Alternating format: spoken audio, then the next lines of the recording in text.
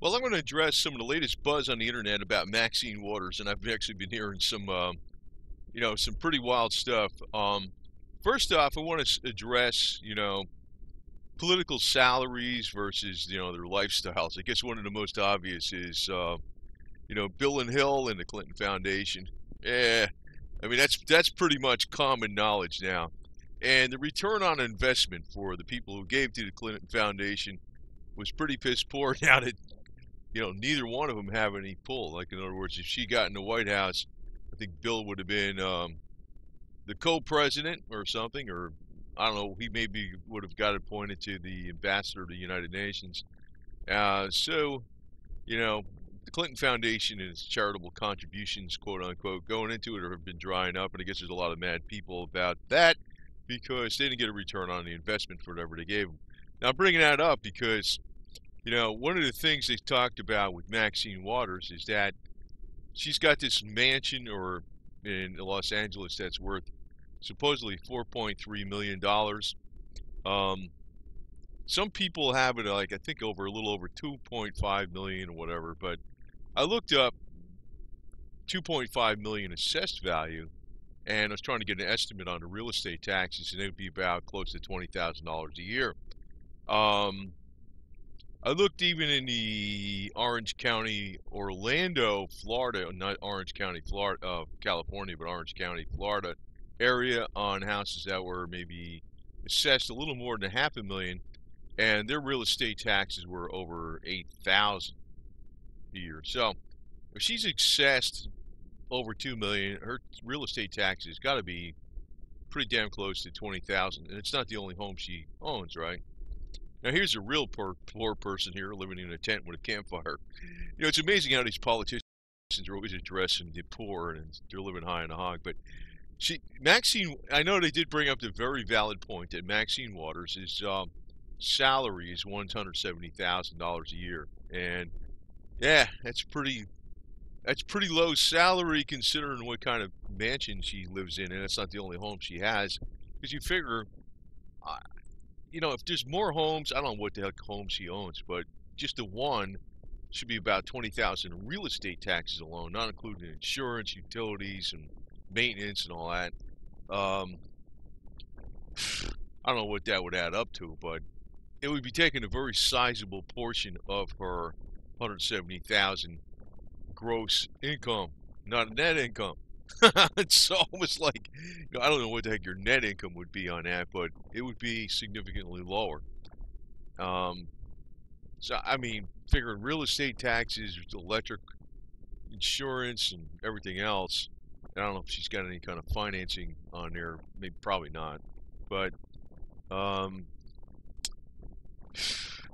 it would have to be another 30,000 off your net income, whatever that is. I mean, whatever the net income is. So that's pretty outlandish considering you probably own more homes than that. So, I almost look at Maxine as probably in the same category as Bill and Hill, but I don't want to particularly pick on the Democrats because I can tell you I think the Bush family, if you ever look up the Bush family's net worth on Wikipedia, they give you some outlandishly low-ball number. I mean, it just can't be. Now, when I was more into the accounting, I dealt with people whose net wealth was a lot more than a lot of these politicians. Like, I think Nancy Pelosi's net worth, I think she's 15. Now, some of the politicians and Congress people are in the hundreds of millions, but I think Nancy Pelosi's numbered 15, and her net worth is like 20-something million, which is not, when you start thinking about the kind of money that's out there, these people that are politicians are small potatoes. I know a lot of times you see these emails going around. I'll get them sometimes. The politicians are getting this, and they got, yeah, I know, but that's not really where they're getting their main money from. There's a lot of stuff going on, and there's also the thing where they probably got the goods on them. Like, I imagine Bill, they probably got plenty of stuff on old Bill here. Not that I really mind that part about him, but I really couldn't stand her more than him. But they're all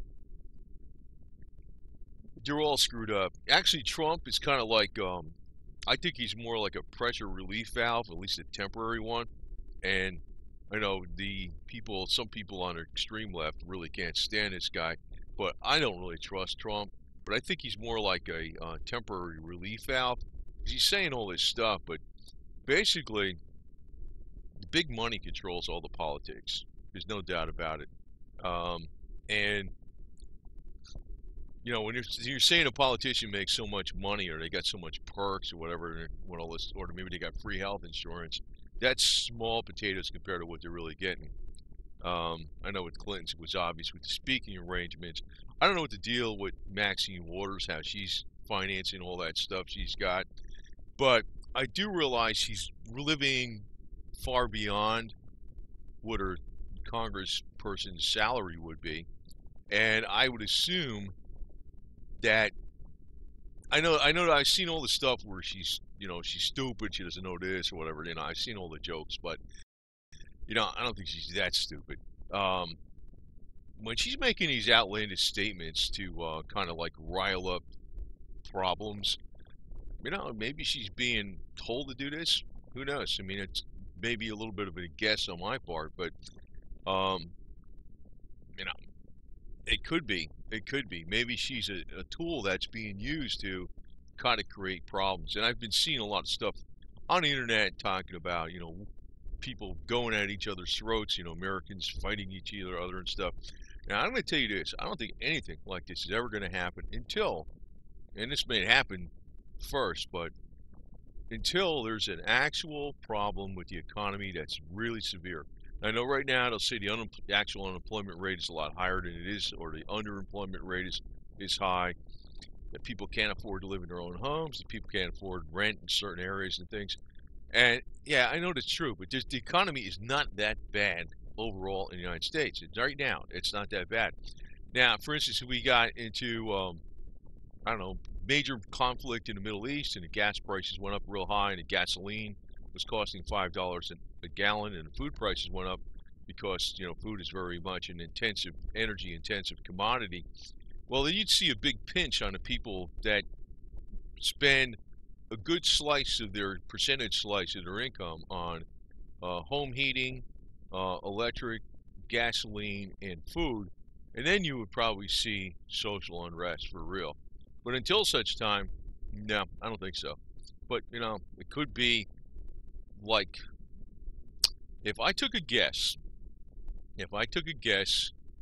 now I think the Clintons are pretty much washed up, because they're older, they're pretty damn old and decrepit and stuff. But as far as that particular, you got to remember this: the Clintons weren't somebody that just hatched all these ideas out of nowhere, or they came out of nowhere. They were instruments that were following something. And in other words, there's a little money out there, and they gravitated toward it, and basically the big money owns the politics. That's really what it is. I mean, you can look at, who's out there, Bush or Clinton, whatever the hell it is, or, just now they're both has-beens, both the Bush family and the Clintons. But there's going to be new people. But the thing is, the new people are still going to be beholden to financial interest. And when when people are concentrating on how much money a politician has, it's nothing compared to the kind of money of the people who are actually giving these politicians the money. When you're talking like, say, Nancy Pelosi has, I don't know, it's between 25 and 30 million net worth. It's like nothing. I mean, there's people, that's a lot of money, but there's people out there with billions. And when people take 3 zeros off of it, it's like saying, $25,000 to $30,000 versus $1 million, millions of dollars. That's comparing, 26 to 30 million to billions of dollars. Take 3 zeros off it. And then you start seeing, the size and scope of who's really got the money, who's calling the shots. With Maxine Waters, I think that, well, I don't think she's that smart. I'll tell you the truth, I don't think she's that smart. But, there's a couple things she says, believe it or not. I guess I don't want to say this to my audience, but, there's a couple, I don't want to give the examples, but, there's a couple things she says, when she talks about conspiracies or whatever. There's a couple things she actually says probably correct, but by and large, I don't think she's that smart, but I don't think she's as stupid as people are making her out to be. I think because they wouldn't be paying her this kind of money, and I think she is being paid beyond 170,000 salary to afford, the assets she has in her portfolio. It's got to be, it's ridiculous. So I know she can come up to with the excuse Satan made me do it or whatever, born to lose or whatever, but it's not gonna fly because she's actually. I think when she's making some of these outlandish statements in public, um, either she's being used as a stooge by the elite, or the elite are telling her to say this, which tells me the elite desire problems. Could be. Could be. So, I also want to say this. If we ever go into a situation whereby, which I think is probably going to happen, I don't know when it's going to happen exactly. I know people right now are saying, oh, the economy's really bad. Well, Bill Clinton, this is a cool picture way back when. Well, if Bill Clinton looked like this and he was still playing the sax, he'd still be viable. But he's a pretty old guy now. He's falling apart. Nah, he ain't going to hang. But, if people really look at the situation, if it gets really bad, I can tell you what's going to really save the United States is going to be the blue-collar worker. It's not going to be entertainers, for one. It's not going to be the government either, unless the government just relaxes rules and decides to deregulate and stop taxation. But if there's actually a problem that's serious in the economy, the government more than likely is going to increase taxation to try to survive. As a matter of fact, in the 1930s, all the states, 26 states, is when the sales tax started getting implemented. Before the Depression in the 1930s, there was no state sales tax, and in the 1930s, when it started kicking in, because the state governments were running out of revenue, so they passed state sales taxes. 26 states jumped on board, and just in the 1930s, and in 1932, they passed the gasoline tax, even though people were broke, and you weren't able to make your own gasoline because they had prohibition. And even when they ended prohibition a year later, they had all these regulatory fees even just to make gasoline. So they taxed gasoline to keep the federal government afloat, help keep the government afloat. So if the economy goes really bad, the government's not going to save anything. What they're going to do is actually put more brakes on it by trying to save themselves by taxing more. And number two, in the private sector, the ones that are probably going to do you the least good are going to be the professionals, the ones that are hooked into calculating various payments to bureaucracies like, I don't know, the IRS or something like that, or people that are actually involved in professional fees, professional, careers, whether they're attorneys or whatever. What's going to be really save the day is going to be the ones that are pretty much derided the most today, which are the blue-collar workers, And anybody, like this little kid, that has a big bottle of wine, I was going to do a show up with this big bottle of wine, and you're going to have a sale, so. But that's really how it's going to fly. That's how it's going to fly. When Maxine Waters made all this statement, I noticed on the internet, just like, I sort of buzzed about, a lot of talk about what's happening, what's going to be happening. Then I started thinking, just like Pavlov's dogs, people react to certain things, and, maybe Maxine Waters was being honest in her, maybe she's just a nut job making stupid statements, but she could have been directed to do this too. That's another thing. I'm not 110% sure. And even if she wasn't directed to do this, she may have, I think she's a tool of the elite one way or another, even though she's kind of a idiot, maybe that's why they got her. I mean, she's just designed to create civil havoc. I don't know. Maybe that's what maybe that's why they're paying her. So anyway, you know, I look at it like the problem could be whereby the main problem is going to be is where people kind of overreact to the situation, and I don't think a lot of crazy stuff is going to happen until first you have to have a real problem with the economy. Like if you see the stock market come down like over 50% and all this capital disappears, um, that's going to be a problem. If you see like energy and food prices go way the hell up, that's going to be a problem. If that where it affects, if you have one side, it's affecting, pensions and stuff and people's investments, and on the other side, you also see the people that live paycheck to paycheck being affected severely by high energy prices, gasoline prices, and food prices.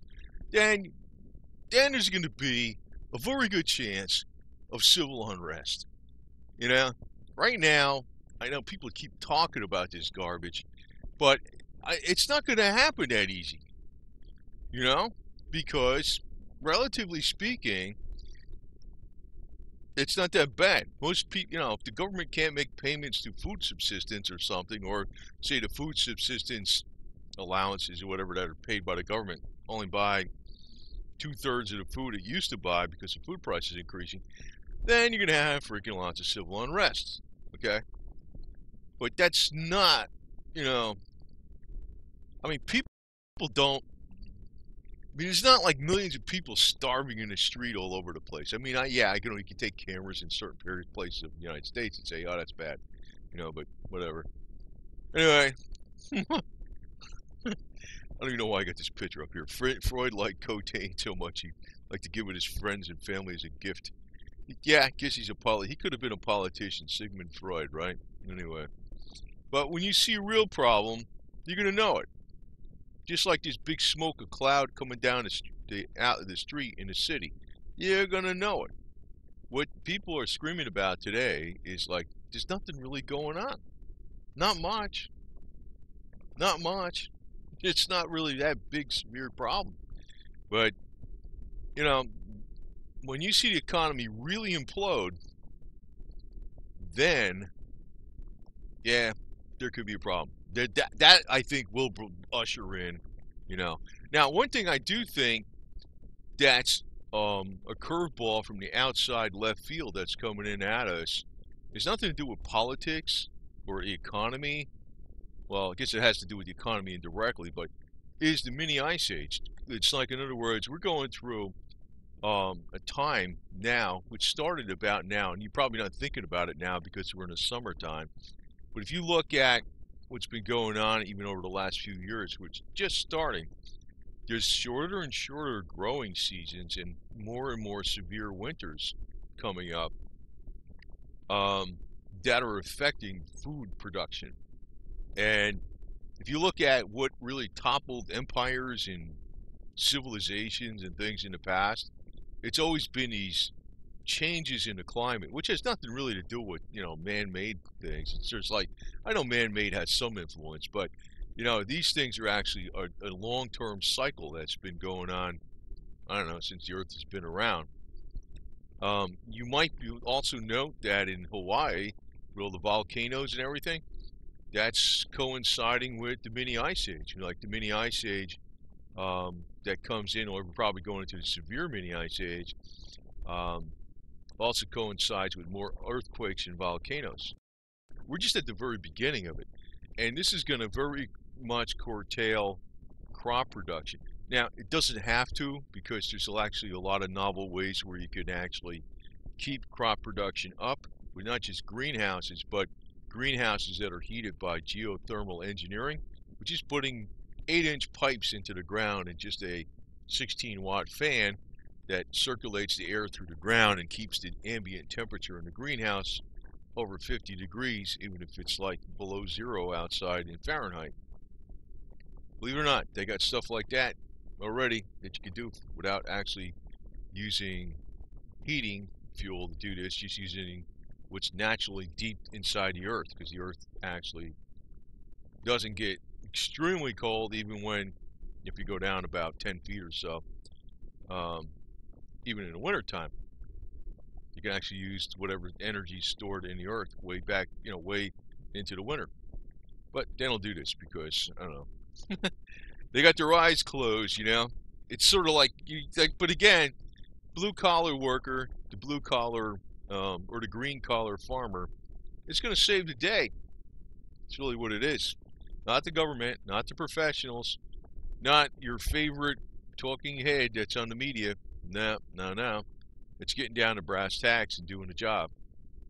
That's really what's going to do it. So,